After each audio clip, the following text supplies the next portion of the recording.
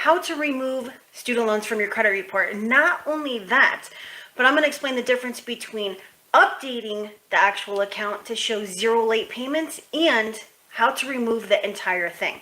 Now, you're going to want to make sure that you stay to the end of this live broadcast, because I'm going to give you the key to doing both of them. So you can't just stay for one part and not the other, because you're going to miss it.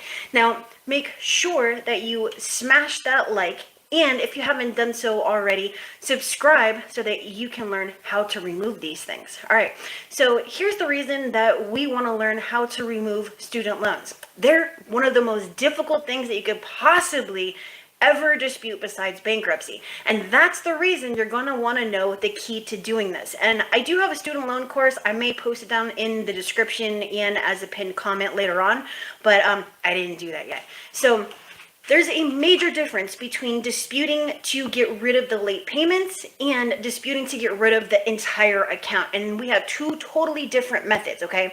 Now, if you only have, let's just say, 3 late payments, we can dispute to get rid of those late payments, kind of like magic, to make it look like you had never paid late before. But if it shows 120 days late, you're not going to be able to remove those late payments. Okay, so 90 days, okay. 30 days, okay. 60 days, okay. Not 120. And this also goes for any other type of account, such as a charge-off, okay? So we're going to start with the late payments. And one of the things that you're going to want to stay for, again, is the key. So make sure that you are here, all right? Because we're not going to go over this again. We did talk about this partially last night. If you missed that, you're going to want to go over to my channel and check that out. So the way that you're going to remove the late payments on a student loan, okay, and I'm talking about Nelnet, Sallie Mae, Navient, specifically Navient, not U.S. Department of Education. Those actually come over as collections, and those are handled like this, not like this, okay? So the very first thing is we are going to put the burden of proof on whoever the heck it is, okay? So Nelnet, Navient, Sallie Mae, whatever, and the credit bureaus. And one of the things that you're going to want to reference is Cushman versus TransUnion from 1997, where the congressional opinion was that the burden of proof is not on you, the consumer. The burden of proof is on the credit bureaus and the creditor or the collector, okay? So when they're coming back and they're saying, oh, it's verified as accurate, you need to go handle it with so on and so forth, there is no so on and so forth. It is, no, dude, you have the grave responsibility to ensure that the information on my credit report is correct. Go check it out, okay? So next part, you are going to go and check out that oldest late payment. So for example, you were 90 days late, like on time, 90 days late, and then you were not late again until maybe, I don't know, the year after, okay? We're going to go back to that very first late payment, so your first date of delinquency. Go find whatever it is, go use Smart Credit. It shows, you know, a significantly longer payment history than Identity IQ or my Score IQ. You can also check out my FICO. I don't use that specifically for disputing, but to get that late payment date, you might want to check it out, okay? A little bit more expensive though. So we're going to get that date and we're going to say, I did not pay late, or I paid on time, okay, for X date. So if it was April 2021, you're going to say April 2021. April 2021 was paid on time. Please update to, you know, paid as agreed, never late, or however you want to phrase it, okay? Now, pausing right there real quick, if you want to see if I can personally do a credit sweep for you, you can use that link right up here and down in the description, and I'll see if I can help and increase your credit score and remove your negative items, all right? So the reason that we're using the oldest late payment is very, very simple, okay? The older whatever it is you're disputing, the harder it is for them to either A, get proof, which we're not going to anyways, and B, to verify, okay? Another thing is that you want to see if these late payments are reported consistently between the bureaus. So if you have, and I actually wrote it down here, let's just say that you have Equifax showing that you were okay, but another bureau showing that you were 30 days late, obviously that doesn't make any sense. Was I on time or was I late? I cannot be both of them, okay? And remember, these things are added by humans, and that is the reason that you're actually seeing this information all over the place, okay? All right, so you're first going to go and say, I paid on time for this date. You need to remove all these late payments, however many there are within a 3-month period, for inaccuracy and inconsistency, okay? And you can go and you can dispute that next late payment, and you can go and dispute your next late payment. So that is 3 rounds right there that you have the ability to get rid of these late payments. We're not going to use all of them in one round, okay? And again, make sure that you stay, because I'm going to show you how to remove the entire account. Right now, we are only talking about updating the late payments to make it look like you had never paid late, okay? That is one way to do it. Another way to do it, and this is going to be the key to getting these late payments off, is maybe you don't have 30 days late. Maybe you don't have 60 days late. What if it starts with 90 days? What if it literally says, okay, 90? What are you going to do?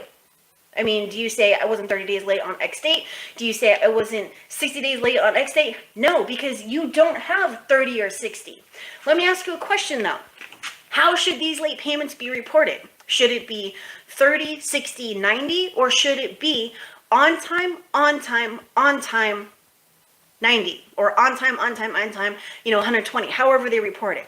The answer to this is very, very simple, using common sense, okay? 30, 60, 90. If it is not reported like that, then guess what? It is inaccurate and you can dispute it. So if you're seeing this specifically with Navient, who was sued multiple times for misapplying payments to consumer accounts, which you can also use, go and Google it so you know what you're talking about in your dispute letter. Okay, smash that like if you didn't know that. Then this is going to be the way that you can remove those late payments. And your dispute reason is going to be very, very simple. You cannot report that I was 90 days late without 30 or 60 day prior late payments. Remove this 90 day late payment. However you want to word it, but that's the premise behind this. I use this for tons and tons of clients, and it works many times more than it doesn't, okay? Now, another thing that you can do is you can actually use your late payment history to remove this entire account. So now we're talking about removing this entire student loan from your credit report, okay? So the same way you can say, I paid on time for, X date, so April 2021, please delete this account for inaccuracy, because they're not going to be able to verify it. There's no people, there's no investigation, there's none of that stuff. So when we're giving them all these facts, it's going to be significantly easier for you, the consumer, to be able to get it taken off without it even going past the bureaus, okay? That is our actual goal. Our goal is not to get it to Navient or Nelnet or whoever. Our goal is to get the bureaus to remove it. So with removing the account from the credit report, you can actually go again after that oldest late payment, ask for deletion. Another one, and make sure that you stay, because I'm going to give you the key to removing this from your credit report. And if you don't implement all these things, then guess what? The key that I'm going to give you isn't going to mean anything, okay? First date of delinquency, dispute it to get the entire account removed. 90 days late, okay, 90, or okay, 90. Dispute it to get it removed instead of correcting the account. So your difference in your dispute would be not and update to, paid on time. It would be and remove this account for inaccuracy. All right. Another thing is that when they are reporting that you paid on time when you were actually late, and on time when you were actually late, and then that you were 90 days late, they're thinking that they're doing you a solid for not actually reporting you late until you're 90 days late. However, that's not the way that the FCRA, states that your account should actually be reported, right? So, but the main premise here is they can't report it like this. So you can either A, update the account, or B, delete the entire account. Your next thing, besides going through the payment history, is to treat this account as a charge-off. What that means is everything that I've ever taught you on the pyramid, like when I was live yesterday talking about the pyramid staying at the top of the pyramid with your dispute and your dispute reasons, we're going to use that same premise here. Okay, so if you go after the payment history, it doesn't work. You can go after violations, it doesn't work, whatever. Now treat it as a charge off if you can't go after the late payments or the payment history, or everything is reported 100% accurately and consistently. Now we can go date last paid, then date last active, then hit them. And this is the key, again, to this part, hit them with the notice of dispute, okay? So when you dispute and they receive it, they're supposed to, within 30 days, enter the notice of dispute, okay? And if you didn't know this, smash that like, all right? So that is a violation pursuant to Section 623 of the FCRA if they do not enter it within that 30-day period, okay? And most of the time, they're not going to. So guess what? That's like a violation for free. We want to be able to use this violation, though. Don't just get the violation and then do nothing with it. That's like having a wild card that you just throw behind you. No, we're going to hit them with that when we send it. They don't do anything about it. They didn't ensure it. Now we have that violation. Round two. Now we can either use a factual dispute, go after the payment history, go after the failure to enter, to do the, update the date last reported, or we can go after the notice of dispute, okay? So normally I go after notice of dispute on either round 2 or round 3. It is completely and totally up to you, but you want to have an action plan when you are going after student loans because they are so difficult. Like if you want to list the most difficult down to like the easiest, very first one would be bankruptcy, then student loans, then foreclosures. So, I mean, the easiest is going to be medical and judgments and tax liens. You can get those off in as soon as like 5 days. And if you didn't know that, I have other videos that explain that. So you're going to want to make sure that number 1, you subscribe so you can remove these things. And number 2, you check out my channel and the other 800 videos I have so that you can learn how to do this, okay? And you can even use that keyword search and put in medical or bankruptcy or judgments or portfolio recovery, whatever it is that you're looking for. I have a video on it, all right? It's only been 8 years going on 9 and 800 videos. So yeah, dude, there's a video for it. All right. So when you're doing your action plan, you're going to want to list, at least for the credit report that you're looking at, how you're going to go after round 1, round 2, round 3, round 4, and stop at round 5. So we want to know what our dispute would be for round 1. So let's just say that it's date last paid. Round 2, date last active. Round 3, payment history. Round 4, first date of delinquency. Round 5, notice of dispute. However you want to do it, you're going to want to know exactly how you're going to go after them.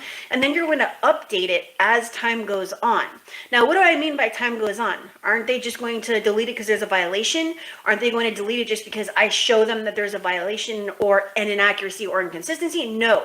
You may be able to get it off one bureau, but the likelihood that you're going to get it off all 3 at the same time is actually very low unless it's Nelnet or Navient or Sallie Mae or whoever that actually removes it from your credit report, okay? So keep that in mind.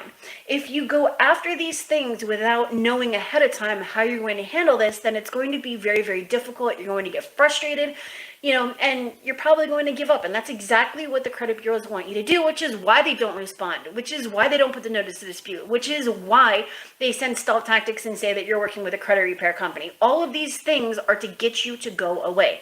And now that you know how to handle this, you're not going to go away, all right? So as a recap, for updating the account to remove the late payments but keep the account and show as if you had paid on time, doesn't work for charge-off, doesn't work for a settled account. This is only if you have a maximum of 3 late payments, maximum 90 days, okay? You are going to go after the late payments, put the burden of proof on them. You are going to go after the inconsistencies in the actual reporting of the account. You're going to then go after any inconsistencies like this. So, okay, 30, 60, 90, 30, 60, however. And then if that doesn't work, there's other things that you can go after, such as violations and the rest of, using the Agero formula and the pyramid, okay? Normally this handles it though, okay? If you're going to remove the account, you are not first going to treat it as a charge-off, meaning going down the hierarchy, you are actually first going to go after the payment history, okay? So oldest late payment, first day delinquency, late payment history, and then we're going to treat it as a charge-off with the date last paid, date last active, notice of dispute, date last reported, etc., okay? And again, the key to removing the entire account is the notice of dispute. All right, there's many violations that you will be able to get by disputing these things, but the majority of the time I remove them, and this is just keeping it on me. I don't know, I don't know, nor do I care what other people do, because I've been doing the same thing, just getting better, obviously, every single year, and this is how I get them off. All right, now if you want to, number one, learn how to remove the student loans, and you want to do it at your own pace, in maybe 15 minutes or so when I get back to my computer, I will post that link down in the description and as the pinned first comment. Or if you want to see if I can do a credit sweep for you, that link is literally right here, my740.com. Okay, now if you have questions about student loans, I don't have the chat open right now because I'm literally showing you how to do something, but you can comment on any of my videos or come back to this one later once it posts as a replay and let me know what it is that you're struggling with about this specifically, and I'll help you if I can, okay? But that is it. I just wanted to explain this in less than 20 minutes, but you're gonna wanna check out the live that I did last night on the 4 steps to remove literally any account from your credit report minus child support and foreclosures in process. Okay, so head over to my channel and I want for you to watch that one. Okay, it is very important, and it's also going to help you understand a little bit more about this. Okay, so that's it. Smash the like if you haven't done so, subscribe if you haven't done so, and I will see you later. Bye.